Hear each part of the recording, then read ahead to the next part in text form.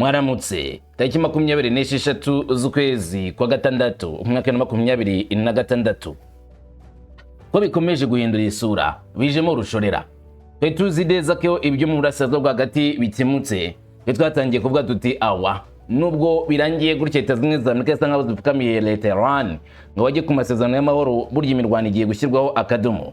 Ariko mu buryo butangaje cyangwa se butunguranye cyane, Leta ya Iran yongeye kuzamura imbaraga za gisirikari mu muhora wa Hormuz. Ubwato ngo waraturitse ubwato muri Hormuz mu buryo bwatunguye benshi, byahise bigaragara neza cyane ko agahenge gashobora guhita gahinduka intambara yeruye, nubwo bari baremeje ko bagiye guhagarika imirwano bakajya kuganira uburyo bagomba kurangiza amakimbirane.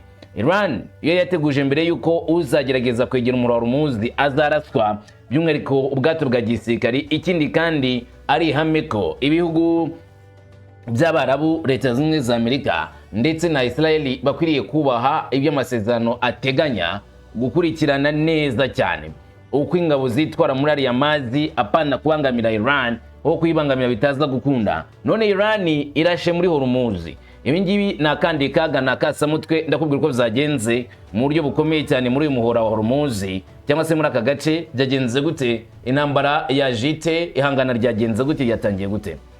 OTAN bo bari mu ihangana kubera Iran.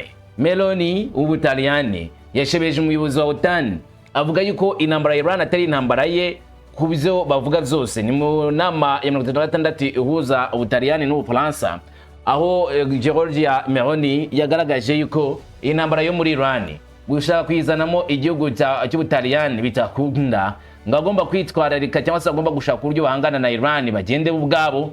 Ubutaliyani nubwo bibarizwa muri OTAN butazajya muri aya matati n'amakimbirane.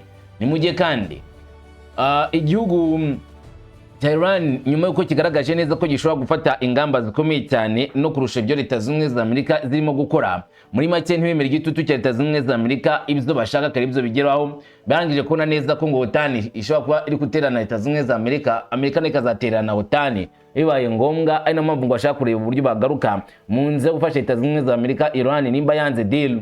Ariko ibihugu byo muri OTAN bimwe na bimwe biti ntabwo twajya muri intambara na Iran. Iran turabaza uburyo bakubita, twarababonye neza nta mikino bagira, nta gatuza k'imigeri twifitiye, ndabikubwira. Hanyuma ndakujyana byinshi. Ni mu gihe Uburusiya bwongeye kugaragaza indi ntwaro nshyashya guhangana n'intwaro za Leta Zunze za Amerika mu mazi. Ni ubwato bushya bukora ibidasanzwe ku buryo n'ubwa bwato bugenda mu buryo bw'ubusambo cyangwa se budapfa kubonwa. Uburusiya bwashyizeho ubwato bushobora gutahura ubwo bwato bwose bwa Leta Zunze za Amerika byashaka kwataka igihugu cy'Uburusiya. Ubu ngubu nta bwihisho bagifite. Uburusiya ubwato bwabo babwise ubwato buhambaye bushobora gukurikirana umwanzi mu ntera nini cyane. Ndagusobanurira ibyabwo ndetse bamenya ko ari game changer bazanye ku mirongo y'imbere cyangwa se mu bikorwa bya gisirikari. Njyewe ndi umuhungu wa Kamanzi w'Uruwande, ngwaye ikaze ngo tujyane ku musozo teramwe kamwe kandi kubiri kuvugwa zose uko zakabaye. Uze tujyane ku musozo nk'ibisanzwe. Ikaze.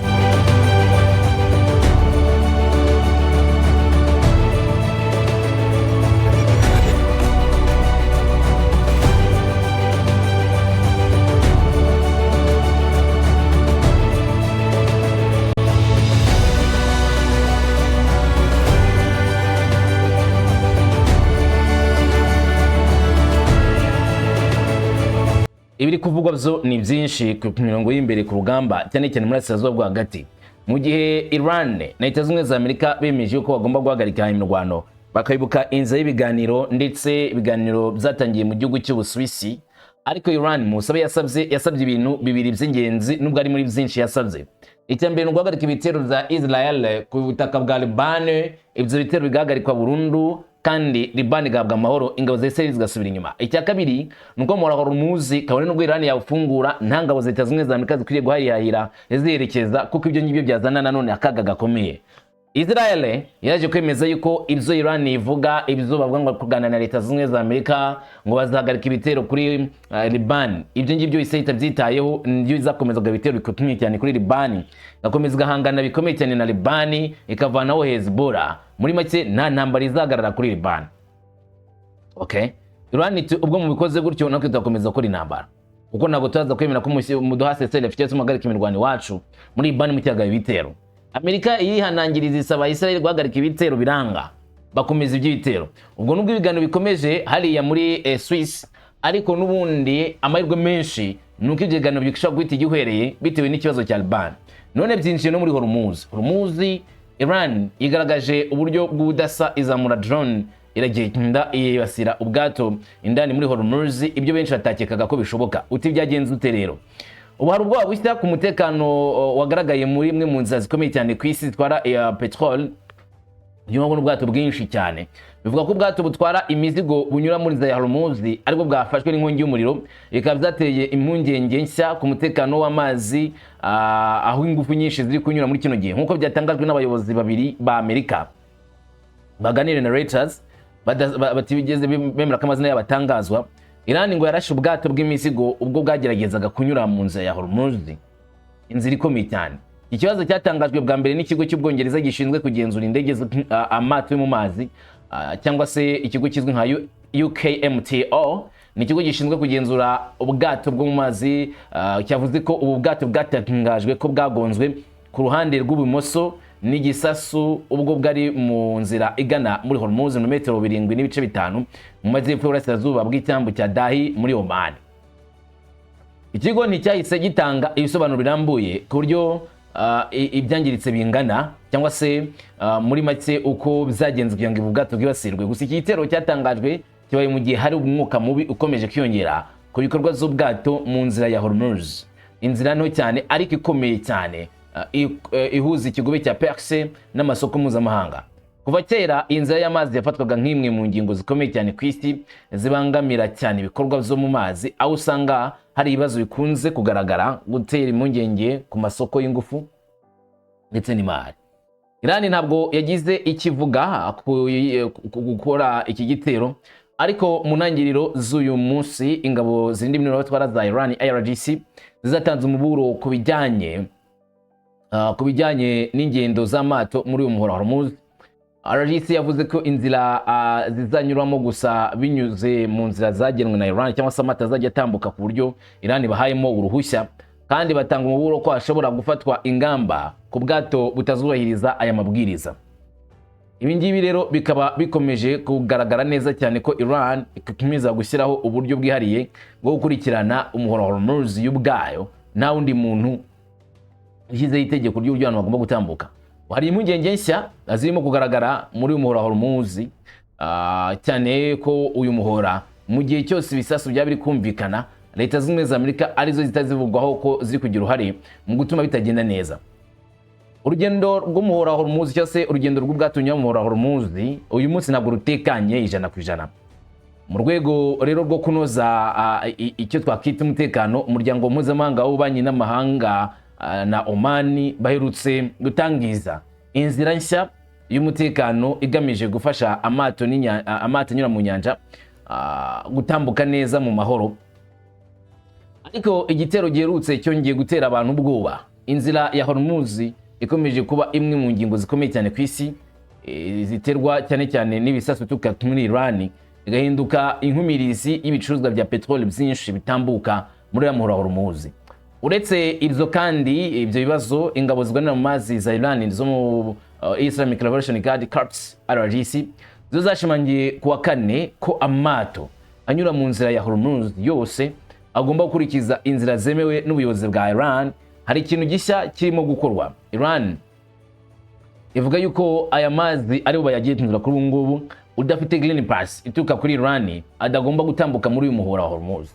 Niba bikoze araza kwirengera ingaruka zazo. Ibi ingabo zigwana mu mazi za Iran zibitangaza kandi mu gihe Leta z'Ubumwe za Amerika zavuze ko umuhora wa Hormuz ufunguye mu buryo buri free 100%, abantu bagomba gutambuka nta mananiza. Ariko kuri Iran siko bimeze, umuntu atambuka rwa uburenganzira. Kuki Iran ikora ibyo ngibyo? Iran ivuga yuko mu gihe Leta z'Ubumwe za Amerika na Israel bakomeje kurenga ku gahenge kemeranijwe bakarasa muri Liban, nabo bagomba kugomeza kwerekana neza ko bagifite uburyo bw'ubugenzuzi muri uyu muhora Hormuz, kugira ngo Amerika ibone neza ku isaha byabindi bibwiraga bishobora guhinduka mu mwanya muto nko guhumza, bikaba byahinduka ikibazo gikomeye, cyangwa se bikaba byahinduka uburyo bwo kwinjirirwa n'umwanzi, cyangwa se bikaba byahindurwa icyo twakita intambara nshya, ko Iran cyiteguye guhangana ntabwo bifite muri make urutoki rukiri ku mbarutso mu nguni zose. Ibyo bigaragaza neza ko Iran kwereka Leta Zunze Amerika itijya twumvikanye bamutabikoze mwitega intambara, urugamba rurahari, tuzarwana namwe. Hanyuma abo muri OTAN bari basabwe gufasha Leta Zunze Amerika babigendamo biguru ntege. Kuri ubu rero barimo kuvugwaho kuba bagomba kuhuza nanone muri aya matati bagatangira gufasha Leta Zunze Amerika, kuko ngo bigaragara neza ko Iran itari kubumva. Mu nama ihuza Ufaransa n'igihugu cy'Ubutaliyani ni na 36 yitwa Franco-Italienne, yatangiye ku itariki 25 z'ukwezi kwa gatandatu ku munsi w'ejo hashize. Hari amagambo Macron na Meloni bavugiye muri iyi nama ajyanye cyane cyane n'ibikorwa bya gisirikare ikomeje gukora mu karere k'Uburasirazuba bwo hagati ndetse n'uruhare rw'ibi bihugu muri rusange, ibihugu z'i Burayi na OTAN, uko bagomba kwitwara muri aya matati akomeje kuri muri kara karere. Umva amagambo ya Macron nawe agira icyo avuga cyane cyane kuri amakimbirane akomeje kuba n'uburyo OTAN ishobora kwitwara cyane cyane muri bino bibazo, nicyo bo babibona nk'igikenewe cyane. Ati Ufaransa n'Ubutaliyani ifite uruhare rudasanzwe kuko byombi bitanga umusanzu muri UNIFIL, kandi hamwe na Perezida turashaka gutangiza ihuriro ku buryo bwo kongera imbaraga. Kaminuza y'ubumwe bwo gushyira hamwe kandi n'Uburayi n'umuryango w'abibumbye twumva ko dusanzwe dufatanya mu buryo bukomeye cyane hamwe n'ubumwe bw'ibihugu z'i Burayi kujya dushimangire ubwigenge bwo muri Libani no gukumira ko ubutaka bwayo buba intangiriro y'iterambere ry'amakimbirane mu karere. Kandi muri uru rwego ndizera ko ubufatanye bwacu ari bwiza cyane. Twizeye ko bizafungura ibitekerezo byacu mbere yuko manda ya UNIFIL irangira. Bityo rero gahunda y'ibikorwa igaragara kuri iyi nama irasobanutse neza kandi irakora. Navuze ku gice kimwe gusa cy'ingingo twaganiriyeho, ariko ndatekereza ko dushobora kuvuga ko ibigo byacu, ubuyobozi, urubyiruko na societe civile biza akamaro k'ibi turi kuganiraho. Umushinga turimo kubaka impande zombi dushyize imbaraga muri iyi nama, ibyo twiyemeje byose uyu munsi, ibikorwa duhuriyeho, ingamba twafashe kuva muri Ukraine kugeza muri Libani bidufasha gukomeza umubano wacu no kugira akamaro kanini ku rwego rw'ibihugu z'i Burayi. Bidufite akamaro kandi mu kurinda itegeko mpuzamahanga. Meronati turimo kwibanda cyane kandi twifuza kwibanda cyane ku bikoresho by'ingenzi cyane, ku bikoresho fatizo bifite agaciro gakomeye kandi mu ikoranabuhanga rihanitse. Muri zo harimo rero ibikoresho byo kwirwanaho. Ndatekereza ku bufatanye butuma tugira uruhare mu kuyigenga kw'ibihugu z'i Burayi, by'umwihariko twerekeza kuri gahunda ya SAMT, systeme yonyine yo kurinda indege n'ibisasu bya misile mu Burayi, yashushanyijwe kandi yubatswe n'Uburayi. Ubufatanye twifuza ko burushaho gukomera kandi bigaragazwa n'imigambi ry'ibikorwa kuva mu mwaka wa 2006 kugeza mu mwaka wa 2031. Cyo twasobanukiwe muri iki gihe mbere na Ukraine, hanyuma ku kigo cy'inyanja, uburyo bushobora kudufasha cyane. Nicyo kintu kiri imbere rero kandi ni nacyo gishobora kudufasha muri ibi bihe bigoye turimo. Turashaka kandi ubufatanye bwacu mu bukungu bw'ikirere nk'uko Perezida Macron abigarukaho. Nyuma y'ikiganiro na Mark Rutte cya Fox, Tehran yashinje Ubutaliyani muri iki gitondo kuba bwaragize uruhare mu bikorwa by'ubugizi bwa nabi kuri Iran. Nifuza gusobanukirwa uko wasubiza kuri iki kibazo babajije Madamu Meloni. Niba waratekereje uko ibintu byagenze, uko uyu munsi Minisiteri y'Ingabo irimo kuvuga amagambo adasanzwe ku bijyanye na Macron. Lobe yongeye gushimangira uyu munsi ko Trump atababajwe n'Ubutaliyani gusa, ahubwo ko ababajwe n'ibihugu z'i Burayi. Nifuza kumva niba mwabiganiriyeho hagati yanyu n'uburyo icyiciro cy'ingabo za Amerika zizava i Burayi gihangayikishije cyane. Murakoze. Banza urakoze cyane.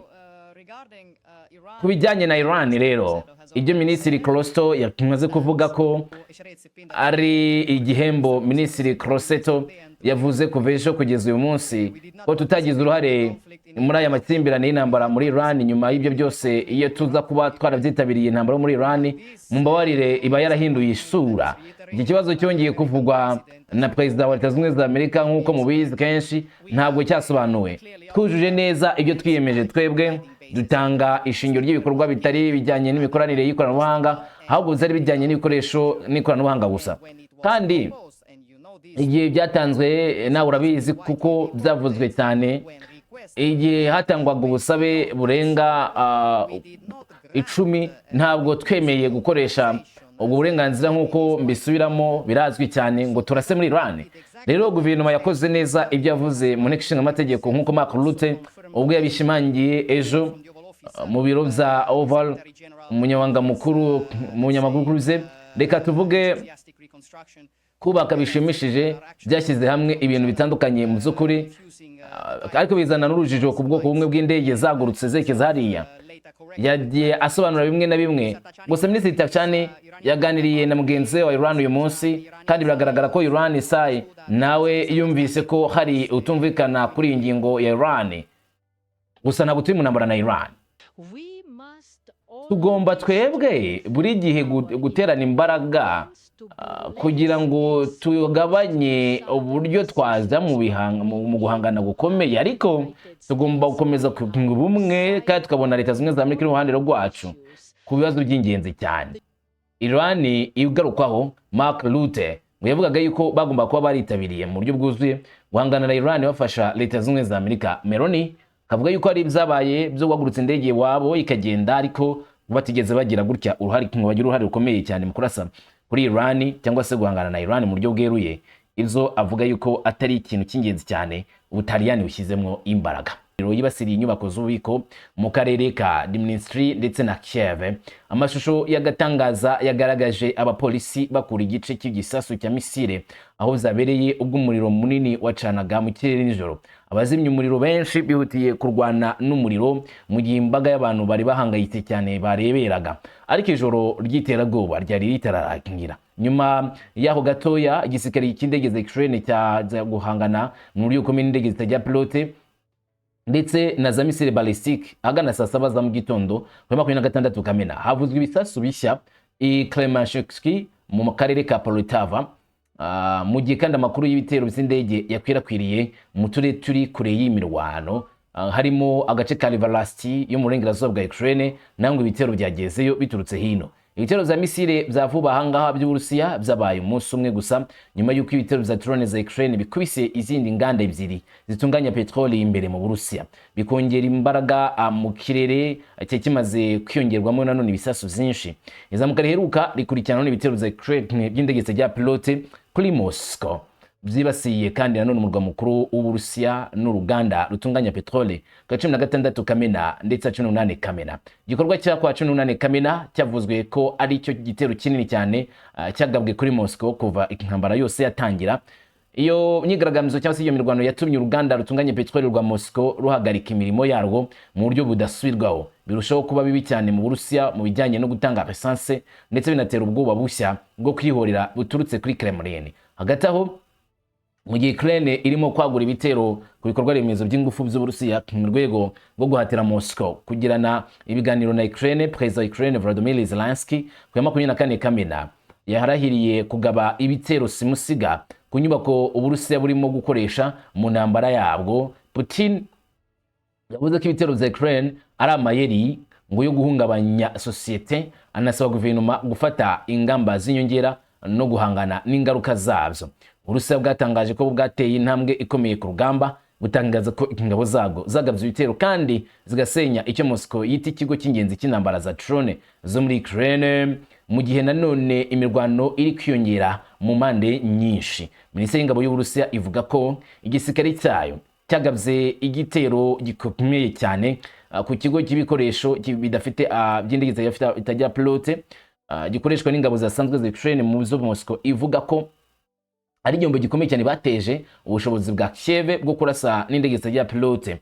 Abatetsi b'Uburusiya ntibatanze ibimenyetso byigenga bishyigikira icyo kirego, kandi abayobozi ba Ukraine ntibahise bagira icyo bavuga kuri iyo raporo cyangwa se ibyo bitero ngo bagabweho. Ritangazo kandi ritangajwe mu gihe Uburusiya buvuga ko ingabo zabwo zafashe umudugudu wa Evranskoye ni mu gace ka Sumy, aho Moscow ivuga ko iyi mitwe y'ingabo z'umutwe w'ingabo za Sever yabonye ubuyobozi nyuma y'ivyo bavuze ko ari ibikorwa by'imirwano itoroshye bagavye ku banyayerukiya. Igisirikare cya Russia cyatangiye nanone ku buryo bukomeye cyane kugaba ibitero. Igisirikare cy'Uburusiya cyatangaje ko Ukraine yatakaje byinshi mu bice bitandukanye by'imirwano, kivuga ko amagana y'ingabo za Ukraine yishwe cyangwa se yakomeretse mirwano iheruka nk'uko Moscow ibivuga. Imirwano ikomeye yakomeje muri Burasirazuba ndetse mu majyepfo ya Ukraine, aho imitwe y'intambara y'Uburusiya yatangaje ko yateye imbere kandi gatera ibitero ku birindiro za Ukraine. Ingabo z'Uburusiya zo mu kirere zarashe ibisasu bya FIB 2500 ndetse na FIB 500 kuri ndoro z'ingabo za UAV zo muri Ukraine ni mu ntara ngo ya Donetsk, zigamije kwibasira ibirindiro bifitanye isano n'umutwe wa 30 w'ingabo zikoresha imashini zitandukanye n'agace k'agateganyo k'umutwe wa 10 w'ingabo zikoresha ibitero zo mu misozi hafi ya Belenko ndetse na Vyzhyshko Ibanovika. Hagati aho abarashi bo mu itsinda ry'ingabo za Vostok zo mu Burusiya bivuga ko bisha abakozi ba Ukraine banashyigikira iterambere ry'imitwe y'ibitero mu karere ka Zaporizhia. Bivugwa ko vuba hangaha bigaragaza akamaro k'intambara z'indege ya pilote mu ntambara, aho Uburusiya na Ukraine byakomeje kwishingikiriza ku buryo bw'indege zigira pilote mu kugenzura, kurasa ndetse no kwica. Uko intambara zikomeza kandi inkuru z'imirwano ziyo guhangana zigakomeza gusohoka buri munsi, ingano nyakuri y'ibyangirika ntago ivugwa. Muri make buri ruhande rwose ruvuga ibyo rwagezeho, mu gihe urundi ruhande nabwo ruba ruvugaho gutakaza, ariko ingano ya nyayo iyo byangirikiye ku mirongo y'imbere ku rugamba ntabwo yose itapingarizwa muri aya matati cyangwa se muri uko guhongera. Kandi ibibazo ku gace k'inyanja yirabura Black Sea, aho abayobozi b'Uburusiya bahagaritse kugurisha essence ku baturage, mu gihe kandi Ukraine yongeraga ubukangurambaga bwayo bwo guhagarika inzira z'amashanyarazi n'umuyoboro w'amashanyarazi mu gihe cy'impeshyi. Ba mukerarugendo basura ako karere bakaba ubu ngubu batapfa kwidoga ngo bajyeyo. Guverineri wa ako gace Sergei Aksyonov yagizwe umuyobozi na Kremlin muri ako karere ka Crimea, yavuze ko ibitero bya Ukraine byahitanye abantu 4, abandi 28 bagakomereka. Ntabwo yavuze neza icyo gitero uko cyagabwe. Nyuma yaje kwandika ku mbuga nkoranyambaga ko station iza essence zo ku gace zahagarika kugurisha ibigo bitari ibya leta n'abantu ku giti cyabo mu gihe kitazwi.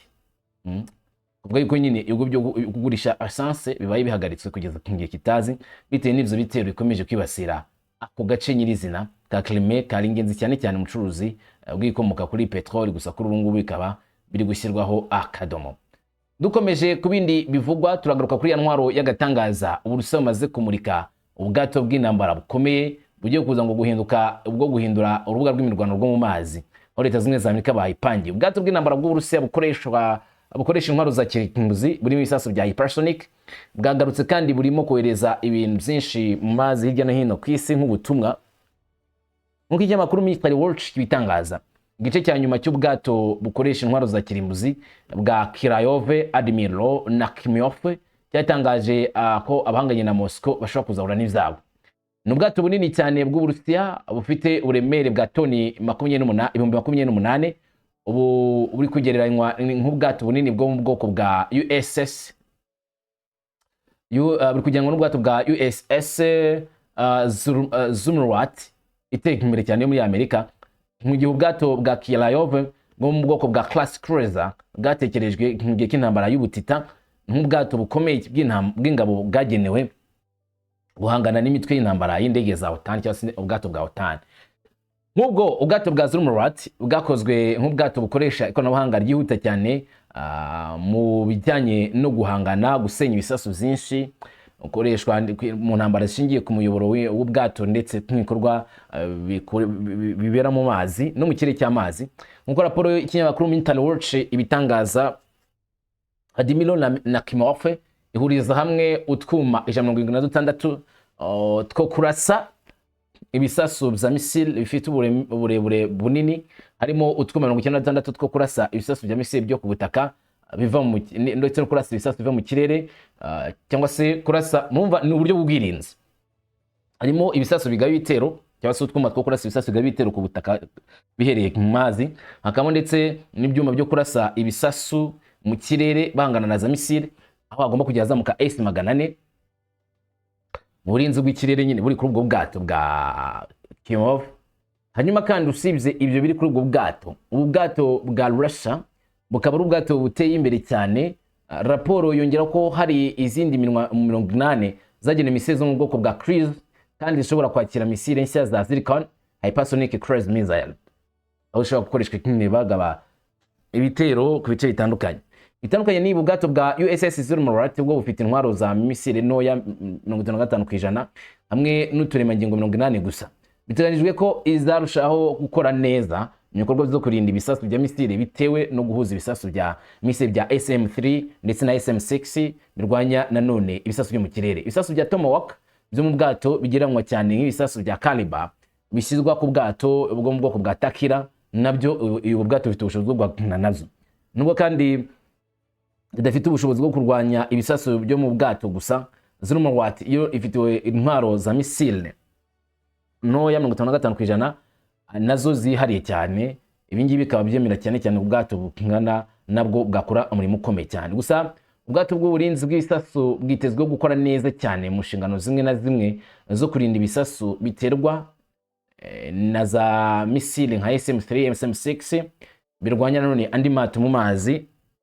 Ibisasu bya Tomahawk byo mu bwato bigereranywa cyane n'ibisasu bya Calibre bishyirwa ku bwato bunini bwo mu bwoko bwa Kilayov, nubwo kandi bidafite ubushobozi bwo kurwanya ibisasu byo mu ukomoka mu bundi bwato. Nk'uko raporo y'ikinyamakuru Military Watch bivuga, inyungu ikomeye cyane Zurmarat y'Abanyamerika ifite irusha Kyiv nuko y'ubwayo ifite igice cyariye cy'ingenzi cyane cyo gufungirana cyangwa se gukurikirana ubundi bwato.